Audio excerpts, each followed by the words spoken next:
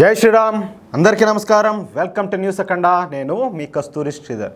మిత్రులారా, ఇజ్రాయెల్కు సంబంధించిన మరొక కీలకమైన అప్డేట్ అయితే ఇంకోటి తీసుకొచ్చిన. ఇంకా విషయానికి వస్తే మొత్తానికైతే ఈ ఇరాన్కు సంబంధించిన సుప్రీం లీడర్ జాడను ఇజ్రాయెల్ కనిపెట్టినట్టు తెలుస్తుంది. ఆ సుప్రీం లీడర్ పేరే సయీద్ అలీ హుస్సేన్ ఖమేనీ. గత దశాబ్దాల కాలం నుండి ఇరాన్ సుప్రీం లీడర్గా ఈ సయీద్ అలీ హుస్సేన్ ఖమేనీ పెత్తనం అయితే చలాయిస్తున్నాడు.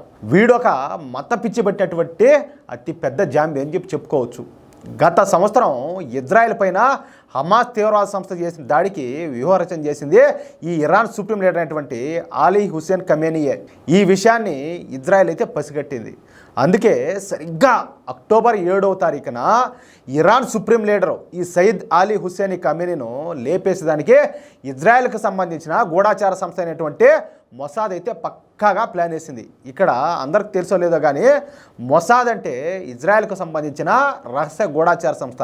వీళ్ళు చాలా ఫేమస్ అన్నమాట. మామూలుగా ఉండదు వీళ్ళ పనితనం అయితే. ఎందుకంటే సరిగ్గా గత సంవత్సరం అక్టోబర్ 7వ తారీఖున ఈ హమాస్ తీవ్రవాదులు ఇజ్రాయెల్ పైన దాడి చేశారు. దీంతో సరిగ్గా ఈ సంవత్సరంలో వచ్చే 7వ తారీఖున సయీద్ అలీ ఖమేనీను అంతమొందించాలని చెప్పేసి మొసాద్ అయితే ప్రిపేర్ అయిపోయింది. అయితే ఈ విషయాన్ని ముందుగానే కనిపెట్టినటువంటి ఇరాన్ సుప్రీం లీడరు ఈ అలీ ఖమేనీ ముందు జాగ్రత్తగా రహస్య ప్రదేశానికి అయితే వెళ్ళిపోయినాడు. ఇబ్రహీం రైసీ, అదేవిధంగా ఇస్మాయిల్ హనియే, అదేవిధంగా హసన్ నస్రుల్లాలను ఇజ్రాయెల్ గూఢాచార సంస్థ అయినటువంటి మొసాద్ చంపిన తీరును చూసినాక ఈ Iran supreme leader Ali Khamenei తనకు కూడా అదే గతి పడతా అని చెప్పి పోయి దాక్కున్నాడు. ఎట్లా? ఒక పిరికి పందలాగా.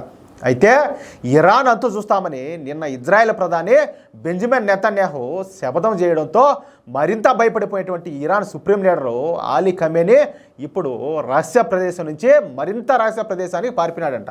అంటే తన దేశంలోనే తాను సుప్రీం లీడర్గా ఉంటూ కూడా ఎప్పుడు ఎక్కడ ఎవరు ఏం చేస్తారేమో అని చెప్పి భయపడిపోయి మరింత రహస్య ప్రదేశానికి, అంటే ఎక్స్ట్రీమ్లీ సేఫ్ లొకేషన్ అనమాట, అక్కడికి పోయి ఈ అలీ ఖమేనీ దాక్కున్నాడు. ఈ అలీ ఖమేనీ ఒక్కడే వెళ్ళి దాక్కోవడంతో ఇరాన్ ప్రజలైతే రగిలిపోతారు ఆవేశంతో. తమను మాత్రం ఇజ్రాయెల్కు ఆహారంగా వేసి తానొక్కడే వెళ్ళి దాక్కున్నాడని చెప్పి ఇరాన్ ప్రజలు ఆగ్రహంతో ఊగిపోతారంట. పరిస్థితులు చూస్తూ ఉంటే ఇరాన్లో సివిల్ వార్ వచ్చే అవకాశాలు కూడా కనపడతాయి. అర్థమవుతుంది మీకు. ఇక ఏం జరగబోతుందో చూడాలా. మొత్తానికైతే ఇజ్రాయెల్ వాళ్ళు ఈ ఖమేనీనైతే వదిలిపెట్టరు, దాంట్లో మాత్రం డౌటే లే.